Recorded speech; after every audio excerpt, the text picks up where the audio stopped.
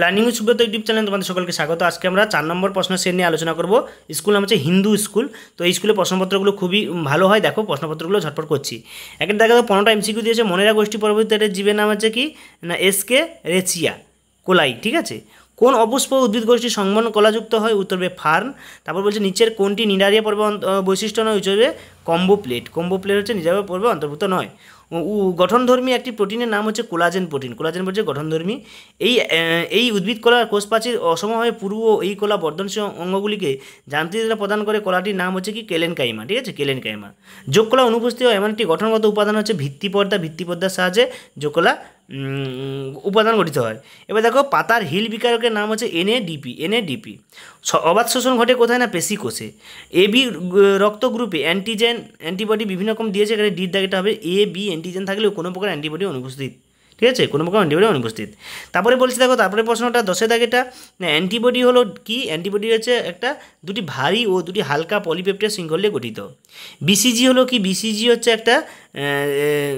BCG একটা টিকা, ঠিক আছে, ব্যাকটেরিয়া, জীবিত দুর্বল ব্যাকটেরিয়া। তারপর যে কোন প্রকার রোগে লগজ ও প্যারালাইসিস উপসর্গ দেখা যায়? উত্তর হবে টিটেনাস রোগে দেখা যায়। তারপর যে সবুজ উদ্ভিদ, এটাকে বেমানান শব্দ বানানো করতে হবে। দেখো মাঝখানে দিচ্ছে ব্যাংকে কে খায়? উত্তর হবে সাপ। এখানে ড্যাশপোর্টের জায়গায় হবে কি এই সাপটা হবে। বাস্তুতন্ত্রের শক্তি প্রবাহ সর্বদা একমুখী এবং অচক্রাকার। একমুখী হবে অচক্রাকার। কোনটি বনের কাজ না? বাস্তুতন্ত্রের ভারসাম্য হ্রাস করা, এটা বনের কাজ নয়। এরপর দেখো এসএকিউ প্রশ্নগুলো দিয়েছে, সেগুলোকে আমরা করবো। জল সংবহন কোন পর্বের প্রাণী দেখা যায়? একাইনোডার্মাটা। শ্বেত রক্তকণিকা দ্বারা জীবাণু আগ্রাসন হয় ফ্যাগোসাইটোসিস, ঠিক আছে। খরগোশ ড্যাশ পদ্ধতিতে পুষ্টি সম্পন্ন করে? না কপ্রোভ্যাগ পদ্ধতিতে, ঠিক আছে, কপ্রোভ্যাগ পদ্ধতিতে। ধৌতকরণ প্রধান উপাদান জল ড্যাশ জীবাণুনাশক, সাবান হচ্ছে জীবাণুনাশক। আন্তঃক্রিয়া বিভিন্ন প্রজাতির সমষ্টি হচ্ছে বাস্তুতন্ত্র। খাদ্য জালের গঠনগত কত একক হলো কতগুলি? খাদ্য শৃঙ্খল। এরপরে ঠিক ভুল দিয়েছে দেখো, বহিকঙ্কাল হিমশিল এবং সন্ধিল পদ মোলাস্কা পর্বে বৈশিষ্ট্য, এটা ভুল।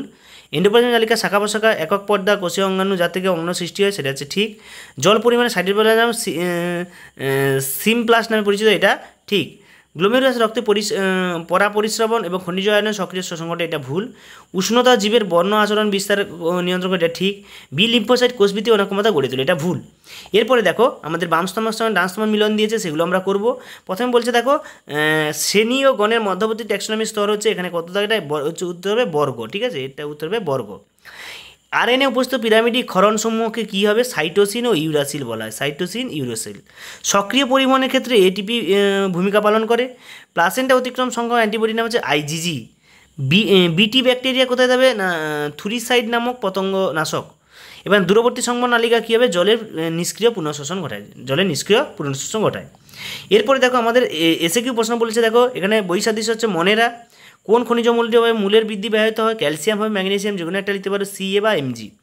তারপর বলছে দেখো আরবিসি যদি শ্বাসবায়ু পরিবহন হয় তাহলে ডব্লিউবিসি হচ্ছে প্রতিরক্ষা। ম্যালেরিয়া রোগের বাহকের নাম কি? স্ত্রী অ্যানোফিলিক্স মশা। ম্যালেরিয়া রোগ বহন করে। এরপর দেখো এখানে বৈসাদৃশ্যতা কী বলেছে? কার্যগত বৈশিষ্ট্য পিজিএ কি? এটা বই থেকে তোমরা সংগ্রহ করবে, না পারলে আমাকে বলবে। আপেল, পেয়ারা, নাশপাতি ফলের শ্বাসে কোন উদ্ভিদের কলা থাকে? উত্তর হবে ক্লোরাইড। সকল কর্ডাটাদের নার্ভ কর্ডের বিশেষত্ব কি? না পৃষ্ঠদেশীয় ও ফাঁপা, পৃষ্ঠদেশীয় হয় এবং এটা ফাঁপা হয়। এরপর দেখো 2 নম্বর প্রশ্নগুলো এখানে টোটাল 12-24টা দিয়েছে, 12টা প্রশ্ন দিয়েছে, কিন্তু দেওয়া আছে প্রশ্নে কটা? 17টা দেওয়া আছে, 12টা করতে হবে। তো তোমরা 2 নম্বরগুলো করবে। যে প্রশ্ন উত্তরগুলো তোমরা পাচ্ছ না কমেন্টে লিখবে, আমি সেই প্রশ্নের উত্তরগুলো খুব সহজে তোমাদের কাছে দিয়ে দেবো।